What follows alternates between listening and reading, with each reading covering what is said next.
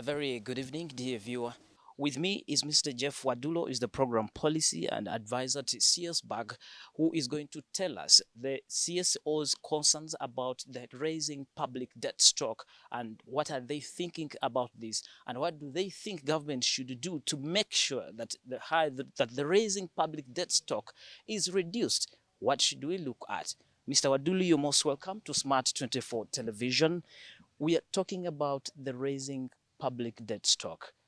Civil society organizations have always come up with strategies and solutions that they have been given to the government, especially to the Minister of Finance, to make sure that we raise or we lower down this raising public debt stock, as you know.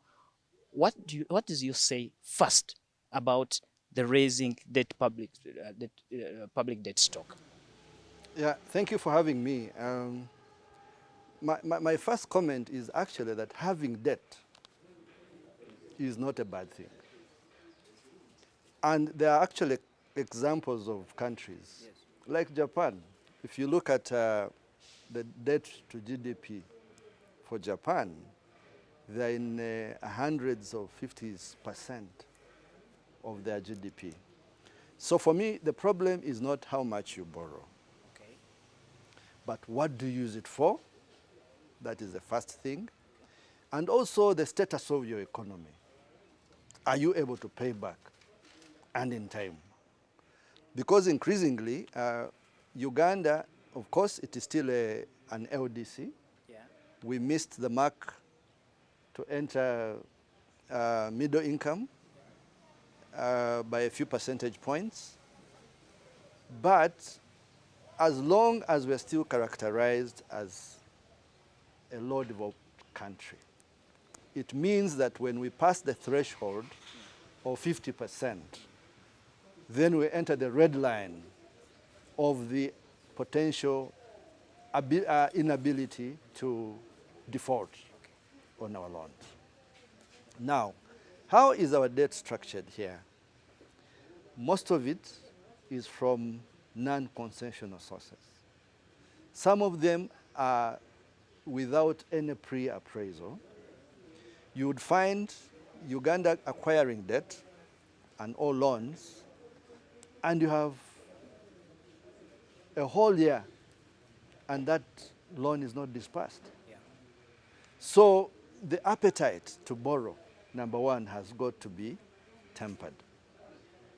Number two, for what are we borrowing? Has to be recognized. Number three, from whom are we borrowing? Is also very important. But according to the report from the Minister of Finance, Yes. they are saying we are managing these debts, we are sustaining it.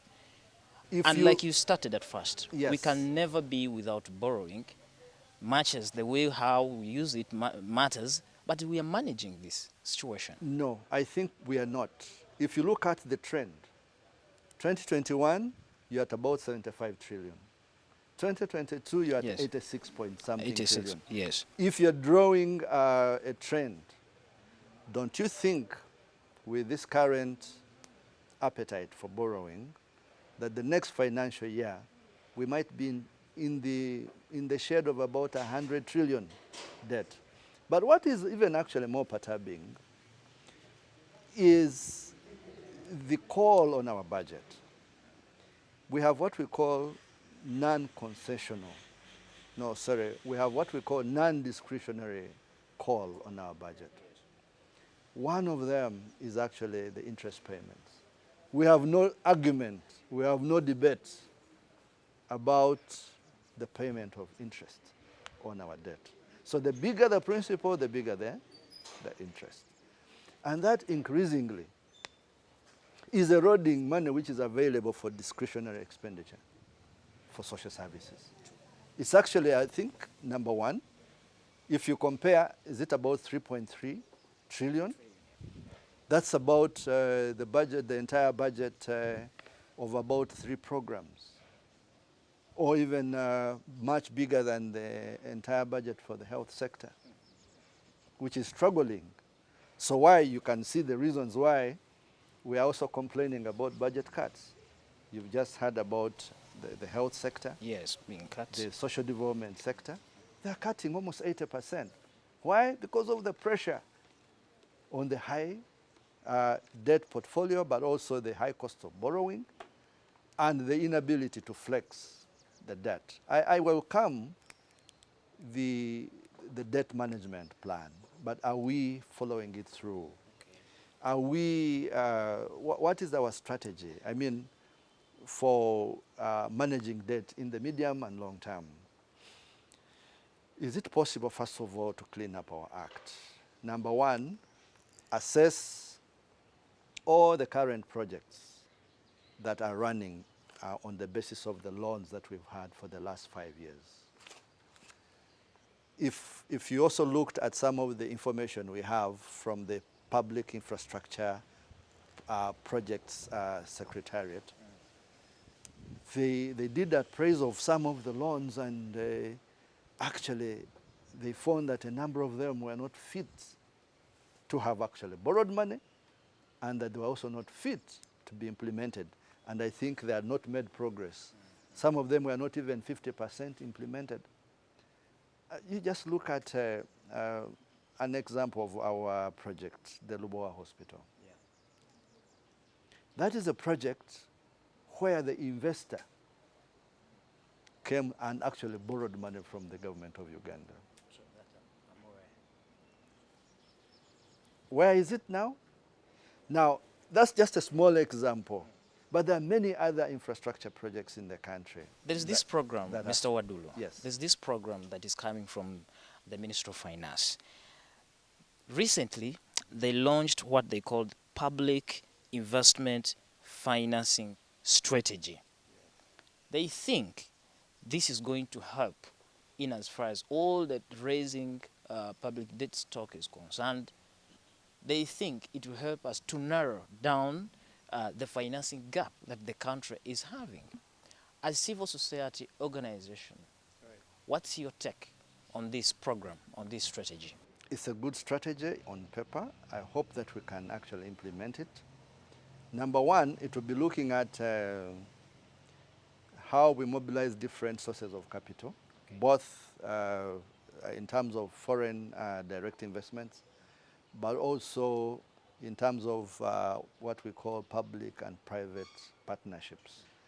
That there might be investors who would like to put money in government projects and therefore solve part of the perennial challenge of government of access to cheap credit.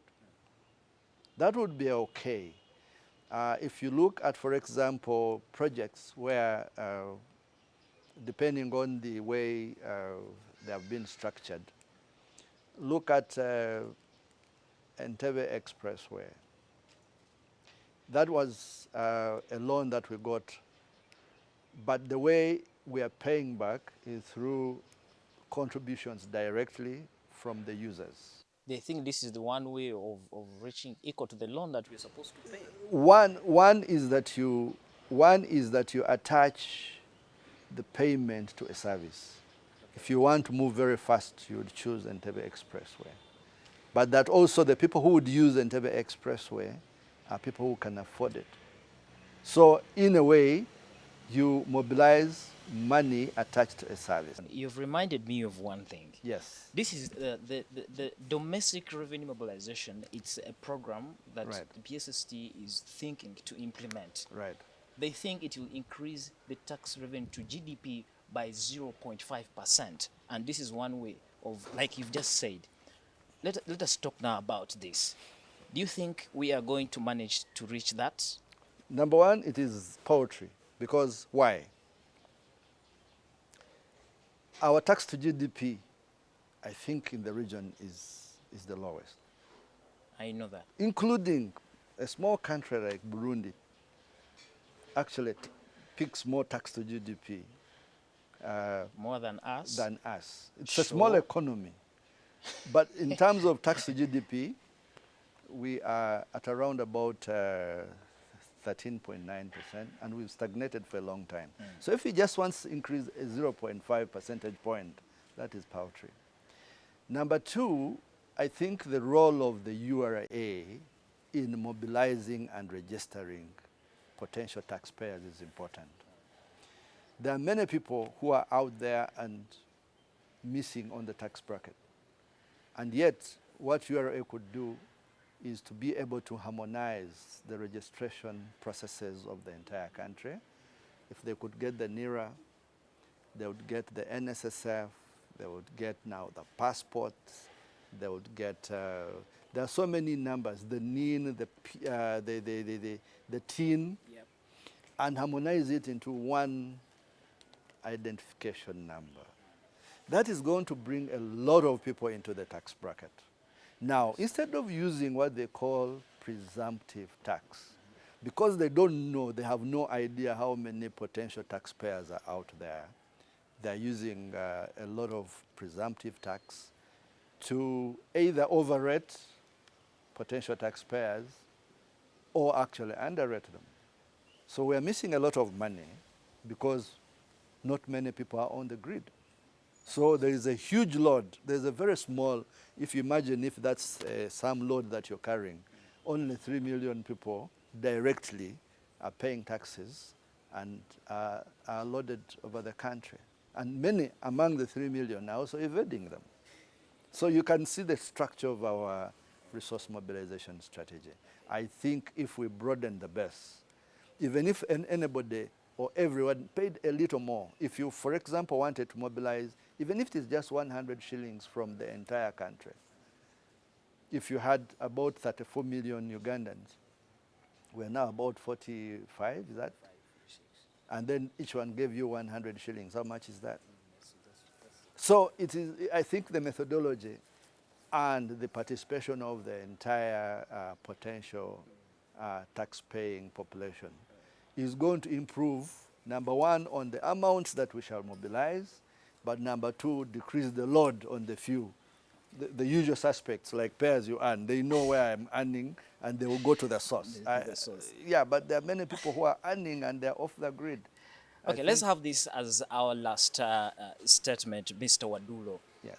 We have there's what I've been reading through out of different economies. They are saying they were talking about the public expenditure. Right. Seems to be too high. They say government is spending too much money on paying salaries,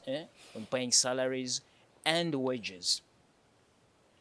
The money that goes to salaries is much more money that goes to service delivery. Right. What's your take on that? Yeah, the structure of our budget actually from the start, I've always complained about that you're paying more wages and more what you call non-wage to support the wage earners. But the portion of development budget is only about 15. Now, I think they've improved it to about 30%. So, but we also know the indiscipline within the public service in terms of people dodging work, earning without working, but also earning even when they are not existent. And that's the whole issue that I talked about of ghosts. So we welcome the Minister of Finance and also the express order that they gave the Auditor General to carry out an audit of the payroll. In the local government budget consultations, we found, by the way, we pay about 7 trillion every financial year for our payroll. But they said perhaps about 30 to 40% could be ghosts. And then it's also very defeating that actually, even when government sends money to local governments for recruitment, a lot of that money, especially in upcountry districts, comes back, money for recruitment. Why? Because of internal corrupt tendencies where local governments are keeping particular positions for some people. I hear at some point maybe a position is being kept for a son of the cow, or maybe somebody should first finish their medical degree and then become a DHO as a son of the soil. And those are things that keep wasting our resources. I think it's a welcome idea to clean up the payroll, and then we shall know value for money. Yeah. If it is 7 trillion, maybe that is money now we could increase on the wages for those who will have remained and are genuine. Okay. Thank you so much, the viewer. That has been Mr. Wadulo. about the public expenditure. He has just told us there are those people who are being paid but for no work, and we are paying a lot of money when it comes to that. So too much money is being wasted in that very lane. He has also talked about the raising public debt stock in the country that is increasing day, every night, every hour, and he has given all his solutions to the government. The government should make sure that it invests where it's expecting a return on investment. That's when development will be seen on the country. Here, back to you in the studios.